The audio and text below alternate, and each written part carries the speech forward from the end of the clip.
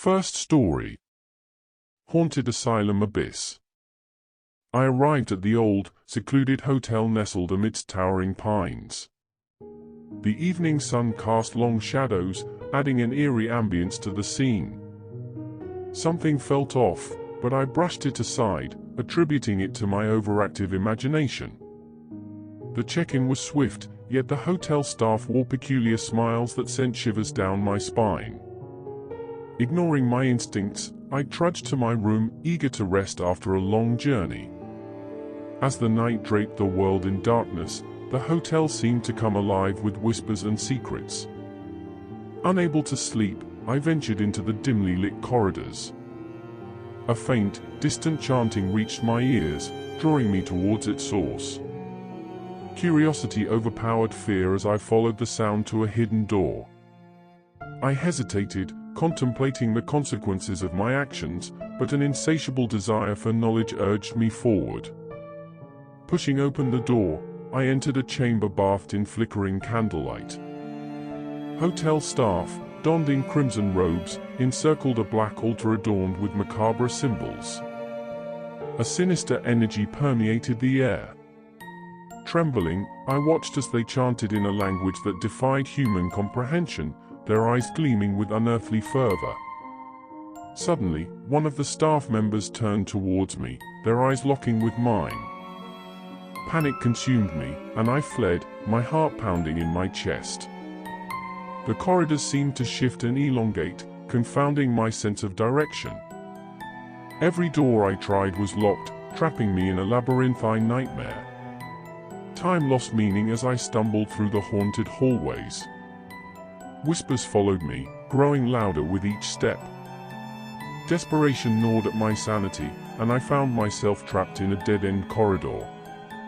The hotel staff, now faceless shadows, encircled me with sinister intent.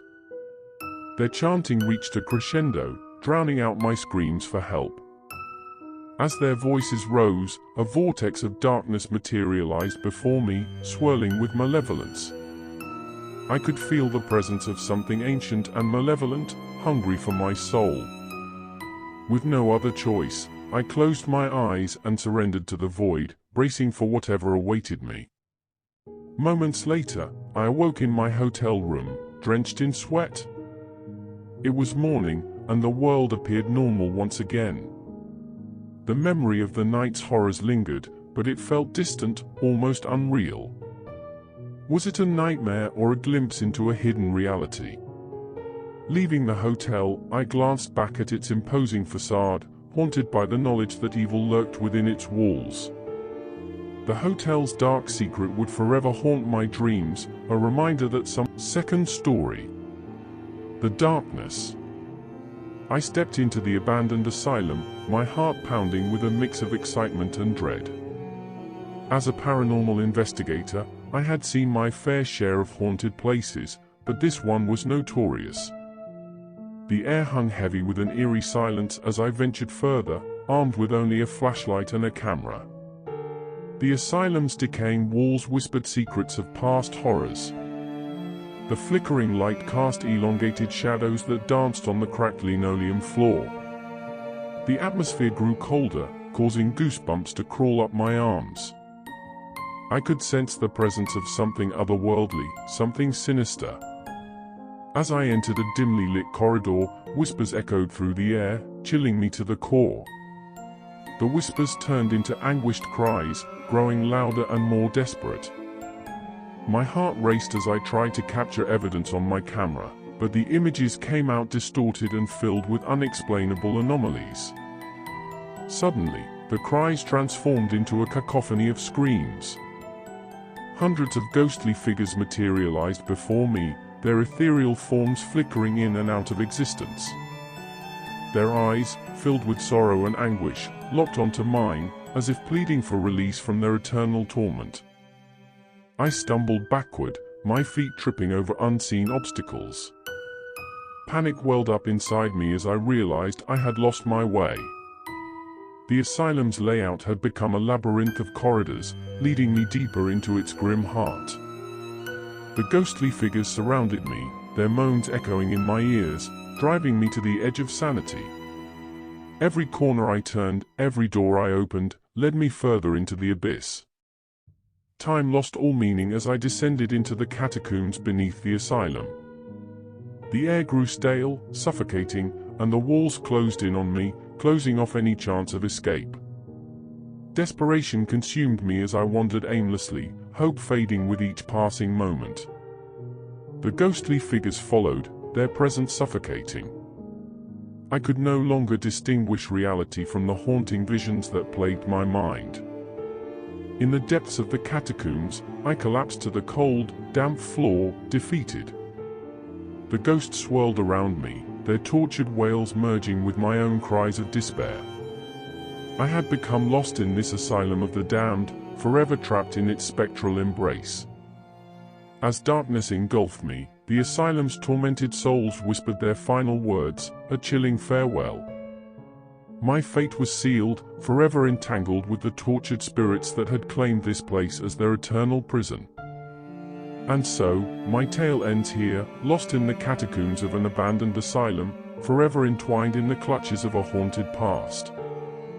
Third story. The Voices. Every waking moment, my mind was a battlefield.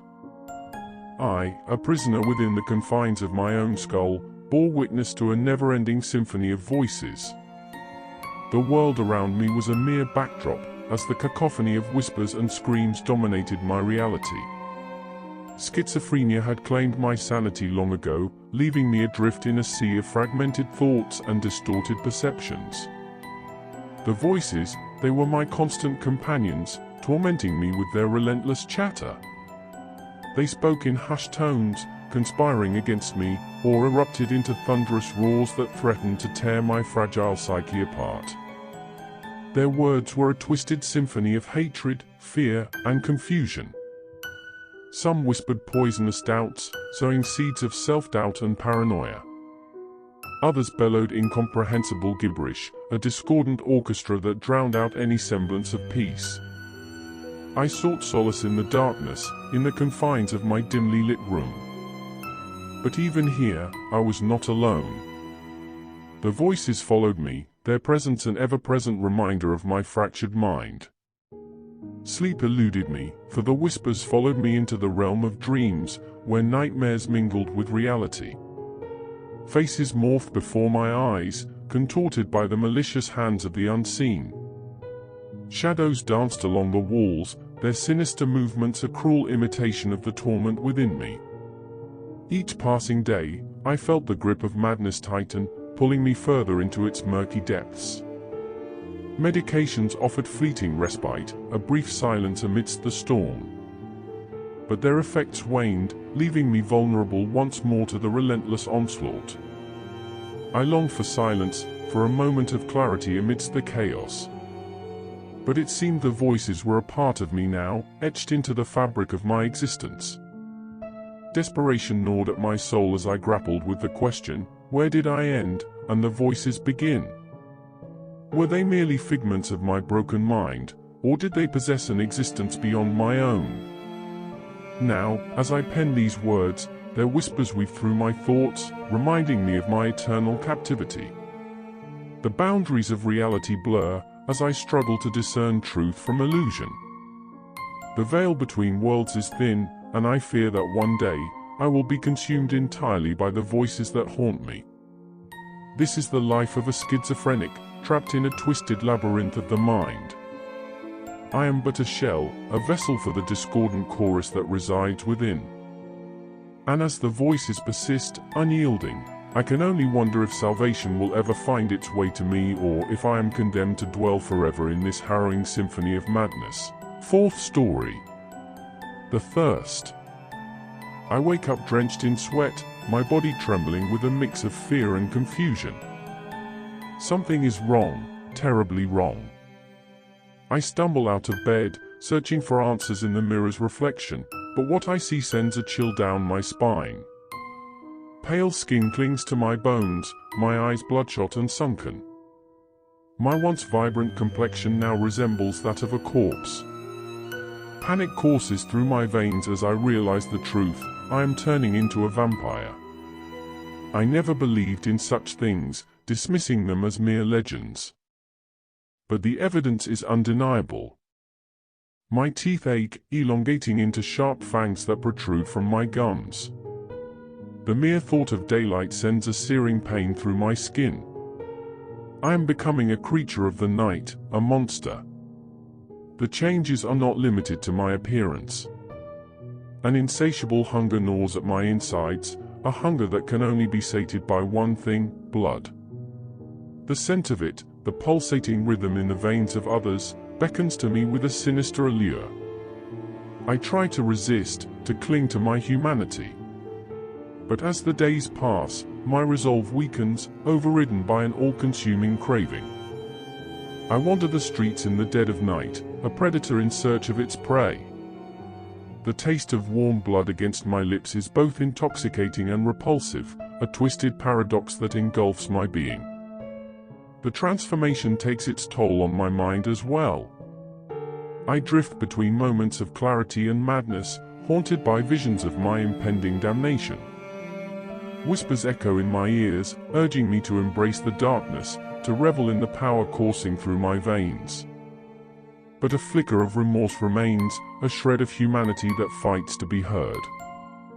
One fateful night, I return home to find my wife, the love of my life, sleeping soundly. The hunger, fierce and unyielding, takes control. The scent of her blood entices me, rendering me powerless to resist. With trembling hands, I lean over her, my fangs sinking into her delicate flesh. As her life force drains away, a surge of regret consumes me. Horror washes over my soul, mingling with the metallic taste of her blood. In that moment, I am no longer a creature of the night, I am a monster, a murderer. Her lifeless body lies before me, a testament to the darkness that has consumed my very being. Guilt and remorse grip my heart, but it is too late for redemption. The realization of what I have become crashes upon me like a tidal wave, drowning me in an ocean of regret. I am now forever cursed, eternally tormented by the choices I have made.